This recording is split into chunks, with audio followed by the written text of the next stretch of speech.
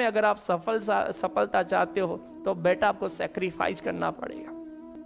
आपके घर में बुलेट गाड़ी है, आपके घर में फॉर्च्यूनर है, आपके घर में स्कॉर्पियो है, तो वो आपकी नहीं है। आपको घमंड करने की जरूरत नहीं है, क्योंकि वो पापा ने मेहनत की है और पापा ने अपने बलबूते पे पैसा कमा करके वो खरीदा है, जिसे हम कहते हैं ये हमारी है। हाँ, ये बचपना हो सकता है कि ये हमारी है। कभी विचार करके देखना, क्या वास्तव में आपका है वो? आपका वो है जो आपने अब तक किया है।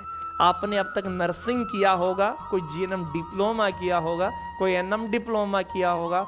अगर वो भी सही ठीक ठाक कर रखा है तो वो अपना है। कई लोगों को तो उसमें भी ड्यू लगा हुआ होगा। इसलिए आपका व्यक्तित्व, आपका स्टेटस, आपकी पर्सनालिटी वो है जो आपने किया है।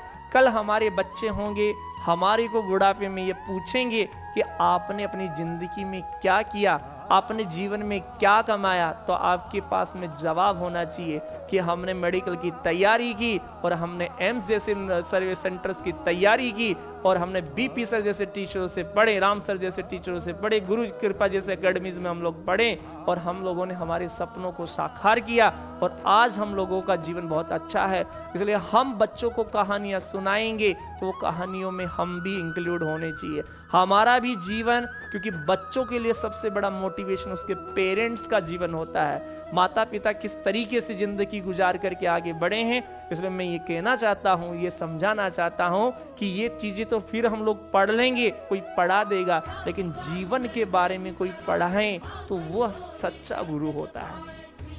जो सही और गलत का हमें भेद बताएं वो सच्चा टीचर है, वो सच्चा गुरु है। ये सब्जेक्ट्स हैं, ये थ्योरीज है, ये बुक्स है और इससे भी ज्यादा आपको तो गूगल पे मिल जाएगा। इसलिए टीचरों का आज के समय में और ज्यादा महत्व है और ज्यादा जिम्मेदारियां उनके कंधों पे हैं कि आने वाला आज का जो यूथ है, जो वेस्टर्न कल्चर के कांटेक्ट में ज्यादा जा रहा है, जिन्हें कपड़े पहनने के होश नहीं, जिन्हें बोलने के होश नहीं, जिन्हें खाने और पीने के होश नहीं है, और वो कह रहा मैं बड़ा हो रहा हूँ, मैं समझदार हो रहा हूँ। अच्छी बात हो, इतना भी बड़ा मत हो कि भैया जिन्होंने हमें बड़ा किया उन्हें हम छोटा समझने लगे। हाँ, हम मम्मी पापा को बोल देते आप बोलने की आपको तमीज नहीं है, आप समझ नहीं पाओगे मेरा स्टैंडर्ड क्या है। हमारा और तुम्हारा स्टैंडर्ड क्या बात करते हो? हमारा और तुम्हारा व्यक्तित्व या जो कुछ आज हम हैं उन्हीं की देन है। इसलिए माता पिता को कभी भी गलती से ऐसे शब्द चुन करके नहीं बोलना चाहिए, क्योंकि वो तो एक बहुत बड़ा मिट्टी था, मिट्टी से हम लोगों को क्या बना दिया, एक उपकरण बना दिया। ऐसे माता पिता ने अपना पूरा जीवन न्यौछावर किया यार।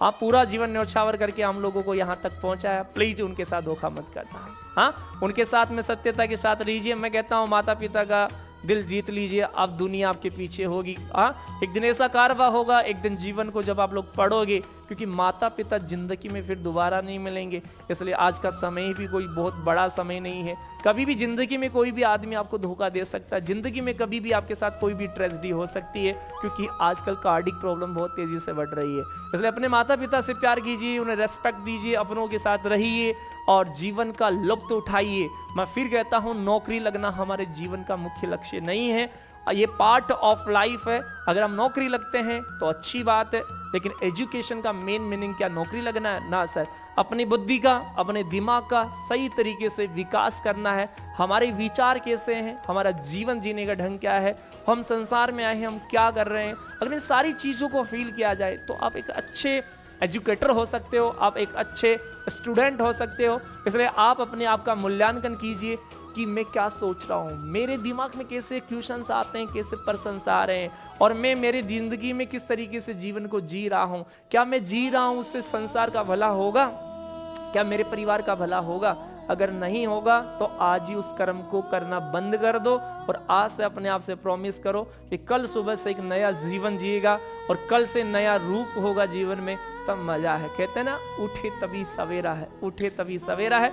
इन्हीं शब्दों के साथ में मैं आपसे विदाई लेना चाहूंगा। नेक्स्ट सेशन में हम लोग फिर से पढ़ेंगे और मैं कहता हूं नर्सिंग एक छोटा सा पार्ट है यार, जीवन को पढ़ना चाहिए, जीवन को समझना चाहिए। सबसे बड़ी साइंस ये है। हाँ, अपनों को समझना चाहिए, परिवार को समझना चाहिए, रिश्तों की कदर करना सीखिए, नहीं तो रिश्ता एक बार टूटने के बाद में फिर वो बात नहीं रहेगी। कैसा आपको आज का सेशन लगा और कैसा आप लोगों को फील हो रहा है जरूर कमेंट बॉक्स में कमेंट करके मुझे जरूर बताइएगा। वीडियो क्लास एंड होने के बाद में कमेंट बॉक्स में कमेंट्स जरूर डालिएगा।